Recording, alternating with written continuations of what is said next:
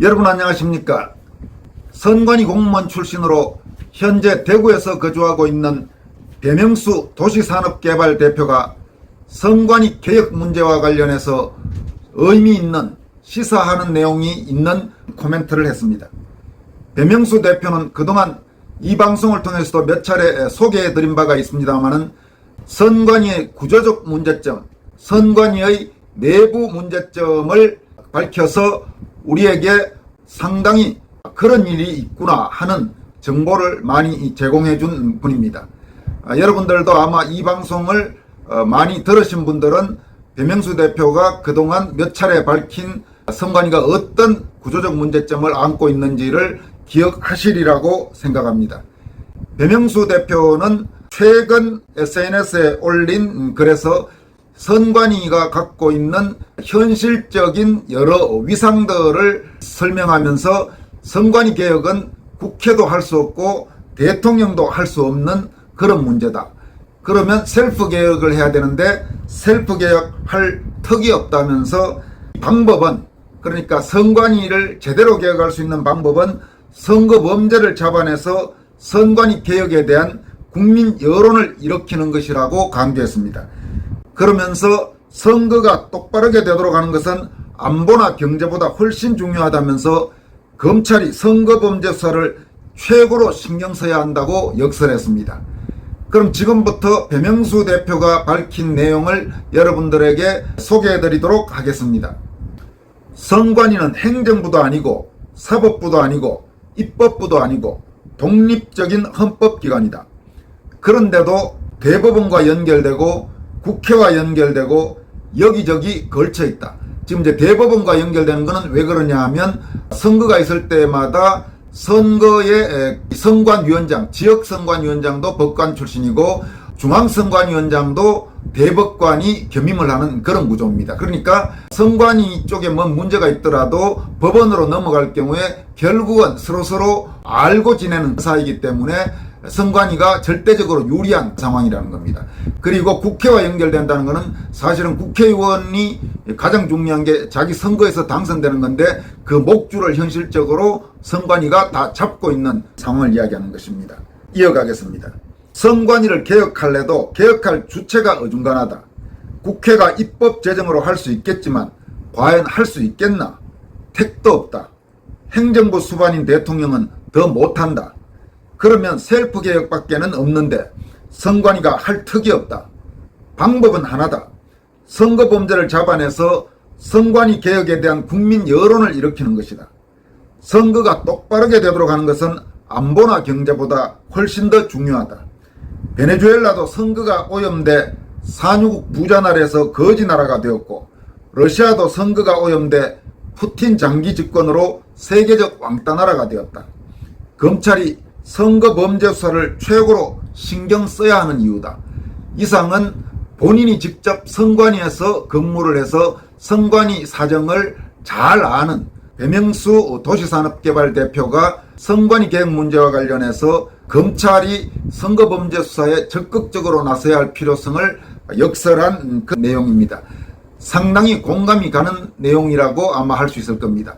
4.15 총선 인천 연수원 재검표 등을 통해서 우리는 얼마나 황당한 선거관리가 이루어졌는지를 두 눈으로 똑똑히 봤습니다. 그리고 전 세계에서 지금 대한민국 선관위처럼 무소불위의 선거관리 기관은 전 세계 어느 나라에도 없습니다. 왜냐하면 지금 한국은 바로 아까 설명한 대로 대법관과도 연결되어 있고 각 부장판사, 판사들과도 연결되어 있고 국회의원 목줄을 잡고 있고 행정부도 선관위에 뭐라 할 수 없는 이런 구조. 그러니까 사실상 거의 무소불위라고 해도 좋은 이 구조가 한국의 선관위인 것입니다. 그동안 우리가 이런 상황을 너무나 몰랐습니다. 그런데 재검표 이런 과정들을 통해서 선관위를 이대로 놔둬서는 절대로 안 되겠다고 생각하는 국민이 빠른 속도로 늘어나고 있습니다. 배명수 대표가 이번에 밝힌 내용을 참고하실 분들은 반드시 참고해 주길 바랍니다. 특히 검찰이 이 지적을 꼭 유념해 주기를 바랍니다. 다음은 우리 사회 우파 또는 보수 인사들 중에서 극좌 세력, 저질 좌파 세력에는 제대로 저항도 못 해보고 잘못된 것에 대해서 싸워보지도 않으면서 그런 힘든 시절, 문재인 정권 같은 그런 시절에는 입도 뻥긋 못하고 눈치만 보면서 눈알만 이리저리 굴리던 그런 사람들 중에서 소위 보수의 품위 유난히 많이 하는 인사들에 대해서 박선경 작가, 신문에 칼럼도 쓰고 했던 작가죠. 박선경 작가 같은 경우는 부당한 박근혜 대통령 탄핵, 그리고 4.15 총선 선거 부정 의혹, 진상규명, 투쟁에 정말 열심히 활동해온 그런 여성 작가입니다. 얼굴은 굉장히 곱상하게 생겼는데 그 투쟁은 간단치가 않습니다. 박선경 작가가 아까 말씀드린 그런 류의 소위 우파 또는 보수, 흔히 말하는 선비충 인사들의 행태를 아주 신랄하게 비판한 글을 하나 썼습니다. 가치 판단을 배제하고 그 내용을 여러분들에게 소개해 드리도록 하겠습니다.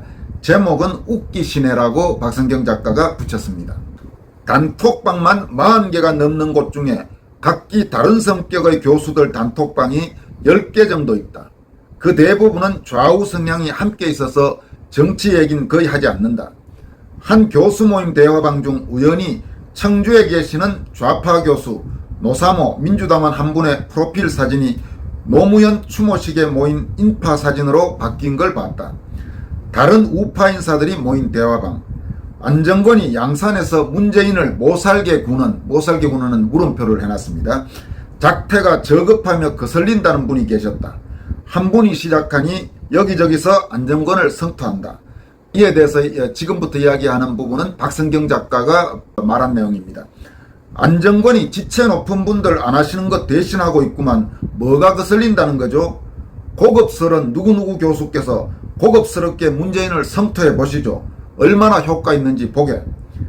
자존심상에 자살했다는 그 양반 추모식은 매년 성대하게 열리고, 이제 노무현 대통령을 지칭하는 거겠죠. 제2의 기념관 만든다고 엄청난 혈세가 들어가는 판국에도 아무 소리 못하면서 5.18 공적 조서 까라고 문재인이 있을 곳은 감옥이라고 떠든 사람이 창피해? 안정권이 학술 세미나에 나와서 확성기 들었나? 안정권은 그만이 할 수 있는 일을 했을 뿐이고 아무나 못하는 걸 했을 뿐이고, 부끄러우면 당신들이 우아하게 해보셔. 행여 불이익 당할까 자신의 패북 담벼락엔 우아한 사진 올리고 남의 명언이나 올리면서 열심히 싸우는 패친들 포스팅엔 공감조차 안 누르는 양반보다 문재인의 육두문자 날리는 안정권이, 외롭게 부정선거 규명운동하는 민경욱이, 말도 많고 탈도 많지만 부조리한 정치인들 까는 가세연의 강용석이 훨씬 낫다. 지금이 태평성대인 줄 아나? 이상은 박선경 작가가 밝힌 내용입니다. 이에 대해서 더 이상의 코멘트는 하지 않겠습니다. 판단은 시청자 여러분 각자가 해주시길 바랍니다. 다음으로 전해드릴 소식은 문재인 정권 5년 동안 문재인 정권에 철저히 부역했던 소위 공영방송사의 방송 관계자들 총 46명, 그러니까 지난 3월에 15명을 발표했고 최근에 31명을 발표해서 46명의 명단을 발표한 게 있습니다. 최근 발기인대회를 연 국민언론감시연대라는 우파 성향 단체가 발표한 내용인데, 이 단체의 전신은 불공정방송 국민감시단이라고 합니다.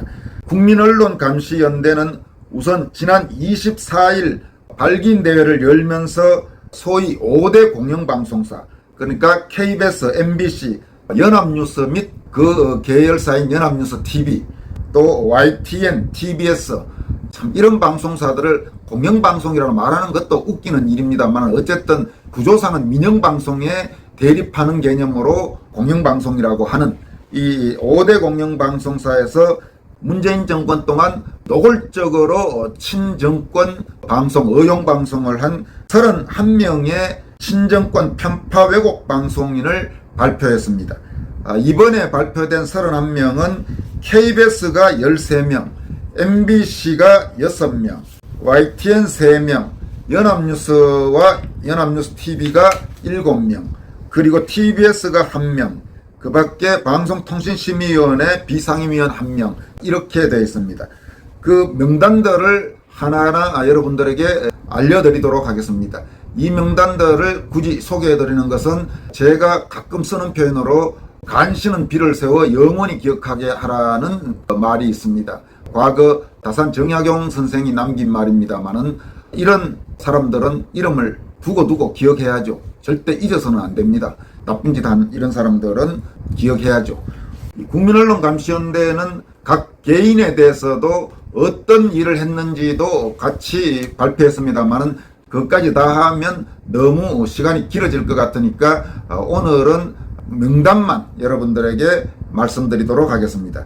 KBS의 경우 남영진 KBS 이사장, 양성동 전 KBS 사장, 구건주 KBS 미디어 사장, 엄경철 KBS 부산방송 총국장, 박태석 KBS 전 시사제작국장, 그리고 안양봉 KBS 시사제작국장, 이연희 KBS 전 라디오 제작국장, 정수영 KBS 전 사회부장, 송현정 KBS 전 정치부장, 이은미 KBS 라디오 제작 1부장, 최경영 KBS 라디오 프로그램 진행자, 홍사훈 KBS 라디오 프로그램 진행자, 이재석 KBS 주말 9시 뉴스 앵커 등이 꼽혔습니다.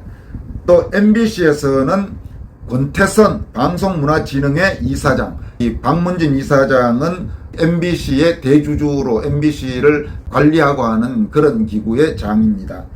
최장원 MBC 특보, 연보흠 MBC 디지털 뉴스룸 국장, 김재용 MBC 뉴스룸 아침뉴스 센터장, 장인수 MBC 뉴스룸 탐사보도 파트 기자, 안재주 MBC 라디오 본부장이 선정됐습니다. 또 YTN에서는 정찬형 전 YTN 사장, 임종열 YTN 라디오 상무이사, 이동형 YTN 라디오 진행자 등 3명이 소위 부역방송인으로 선정됐습니다. 그리고 연합뉴스와 연합뉴스 TV는 7명인데 강기석 전 뉴스통신진흥회 이사장, 이 뉴스통신진흥회는 연합뉴스의 대주주입니다. 조성부 전 연합뉴스 사장 겸 연합뉴스 TV 사장, 이병로 전 연합뉴스 부사장, 추승호 연합뉴스 TV 상무이사 겸 보도본부장, 맹찬형 연합뉴스 TV 보도국장, 노효동 연합뉴스 TV 정치부장, 강진욱 전 연합뉴스 동북아센터 사무국장, 이렇게 연합뉴스와 연합뉴스 TV에서는 꼽혔습니다. 또 TBS에서는 이강택 TBS 대표가 꼽혔고 윤성옥 제5기 방송통신심의위원회 비상임위원도 부역방송인으로 선정됐습니다. 지금까지 말씀드린 이 31명은 이번 5월 24일에 발표된 명단입니다. 이에 앞서 지난 3월에 15명이 1차로 발표됐는데 그 명단은 다음과 같습니다. 한상혁 방송통신위원장, 정연주 방송통신심의위원장, 김의철 KBS 사장, 손관수 KBS 보도본부장, 임장원 KBS 보도국장, 최봉현 KBS 라디오 센터장, 주진우 KBS 라디오 프로그램 진행자, 박성재 MBC 사장, 박준우 MBC 보도본부장, 김종배 MBC 라디오 진행자, 우장균 YTN 사장, 변상욱 YTN 뉴스 진행자, 김선중 YTN 보도제작국장, 성기홍 연합뉴스 TV 사장, 김어준 TBS 라디오 진행자. 지금까지 여러분들에게 말씀드린 명단은 국민언론감시연대가 지난 3월과 최근 2차례에 걸쳐서 발표한 문재인 정권 5년간 문정권에 부역한 소위 공영언론사 방송 관계자들 46명의 명단입니다. 여기까지 하겠습니다. 여러분 고맙습니다.